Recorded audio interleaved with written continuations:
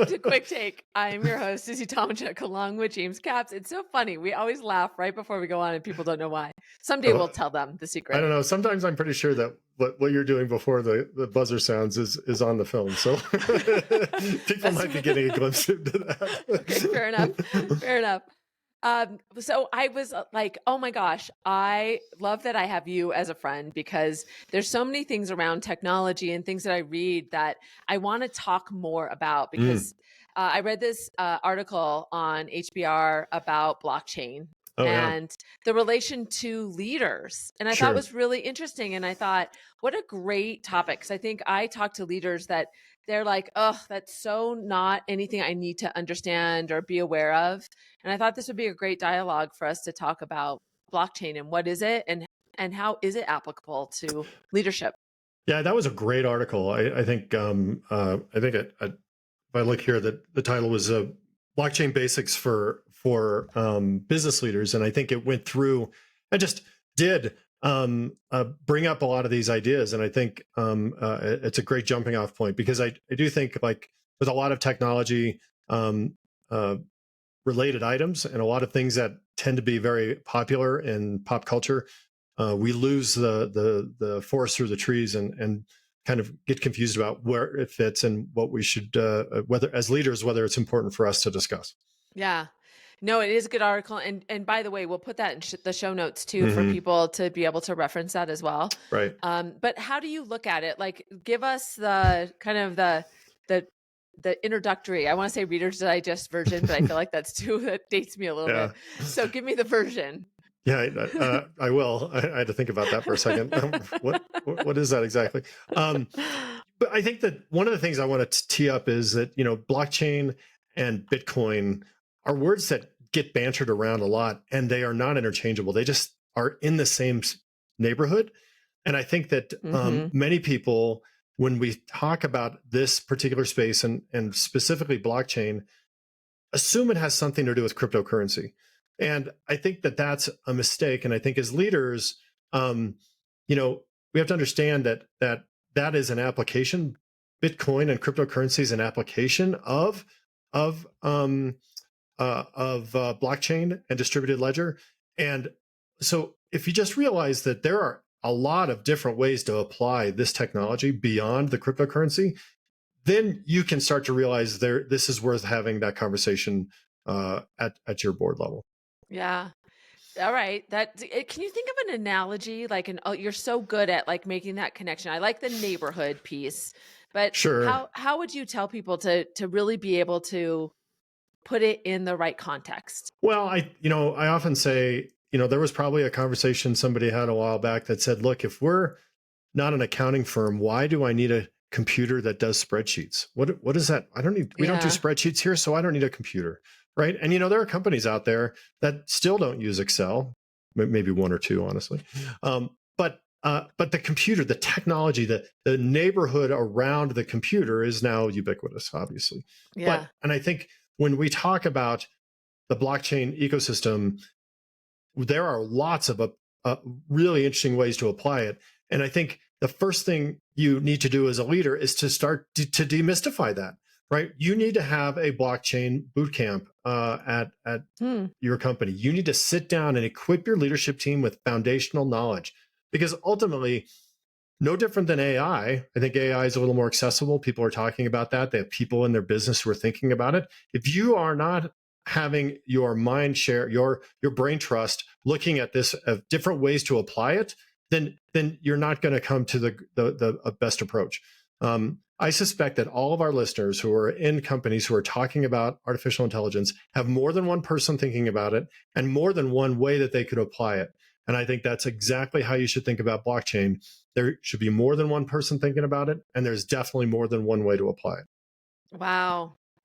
That sounds a little intimidating, but I think, like you said, even starting by having the dialogue, I like the boot camp idea. Right. Like bring somebody in. Would you bring somebody in from the outside? Like, how would you get somebody on your team? Yeah. Very few people brought in computer programmers in the early days. They brought in computers and software, right? Skip the middleman, right? Let me take a step back and say, The second thing you need to understand about blockchain, and maybe the only thing you need to understand about blockchain, unless you're talking about a very detailed approach, is it is a risk mitigation technology. And there Hmm. is not a leader on this in our audience that is not in some way or another responsible for risk mitigation. And if you are worried about the risk of your company's data, the way that you're doing process, your supply chain, your information, your vendors, you have conversations around risk with each one of those. Blockchain can be part of that discussion. Do you need to understand the nuances and the details of how it works? No, but you should be able to say, hey, I have risk. This is a tool that may apply to that. Let's start talking about how that Oh, works. now that really ignites because there's so Mm-hmm. much conversation around how AI can process data so quickly Right, and how risky that can be. right, So that makes it very timely in my mind that right. you better pay attention Yep. because now we're seeing how that can happen so quickly because Well, and I AI's think the most obvious low hanging fruit around blockchain is the security of data and the way that data is stored and shared. Um, and that's almost such a piece of low hanging fruit for every one of our listeners. There isn't a single company who isn't concerned about this, who hasn't hired somebody. I'm working with a couple hospitals who are in a panic over some of the things that have happened as of late regarding their data being held hostage. And I yeah. think, again, if I'm worried about data and I need to reduce my risk, there's lots of ways to do it. You can have Mhm. passwords and you can talk about blockchain. They're both in the same space, and you should be looking at that as a leader. Yeah. That's so helpful to me. That really kind of brought it all home. What's the Mm-hmm. third? What's the third one? Well, I think that you need to really realize that it can play in multiple facets of the business, Huh. right? And I think that that's the mistake we are making now is, we're thinking it's only for data.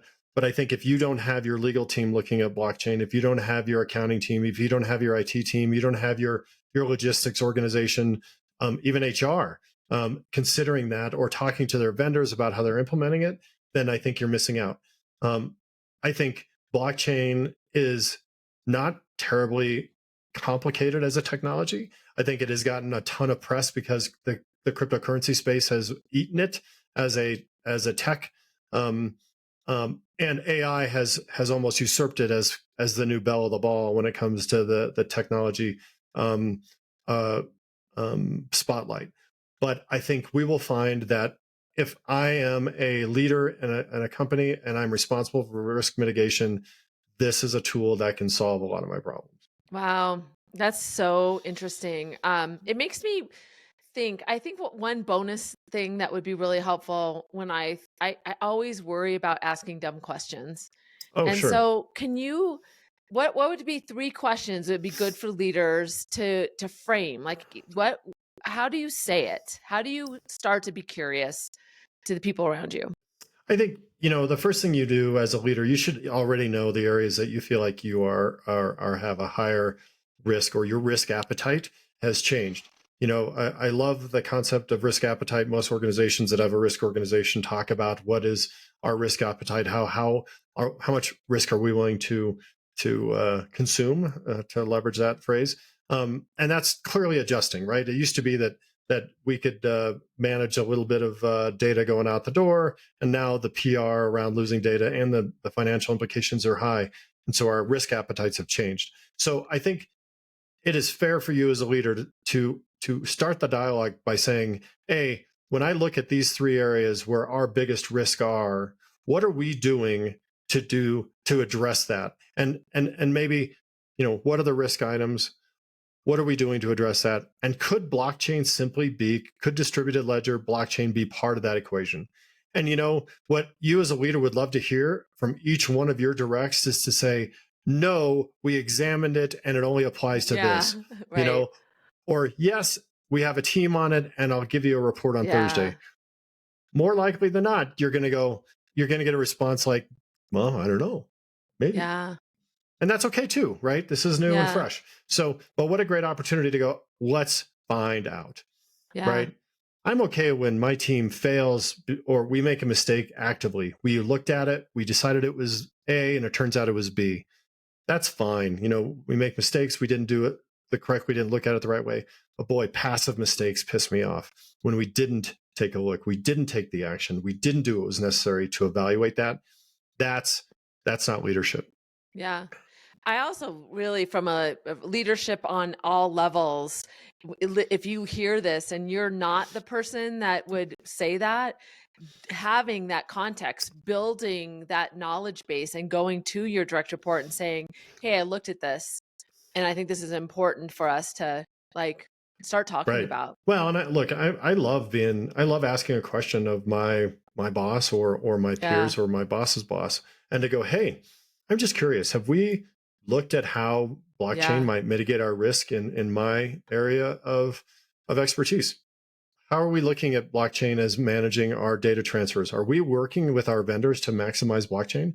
And if my our CTO, CEO, COO doesn't have an answer, then I would encourage all of our listeners to raise your hand and say, let me take that tiger team, Mm-hmm. let me run that down. And even if you couldn't spell blockchain if to save your life, well, what a great opportunity for you to become the expert in the business. Yeah. Never let a good disaster go to waste, or in this case a gap in knowledge. Never let that go to waste. And if you can step forward as a leader and raise your hand and say, let me take that, that's a huge opportunity. Yeah. Before it becomes a crisis. Exactly right. Exactly right. Absolutely. To take your words. All Yep. right. So what are the three? Yeah, I think the first one is, demystify it with your team. I mentioned a boot camp, get everybody in a room just so you guys can talk about it, understand, take a look at it, and then demystify it, then start looking at it as a risk mitigator. Start talking about where it can address certain things. And then third, remember that it can go across multiple venues. And it isn't just an IT conversation. It is not just a crypto conversation. It is a risk mitigating tool that can be implemented in lots of your verticals. And you want to have a dialogue to ensure that that happens. Awesome. I learned something new every Good day stuff. with you. So it was good. Thanks, James, for starting this conversation. Really Yeah, it's good powerful. stuff. All right.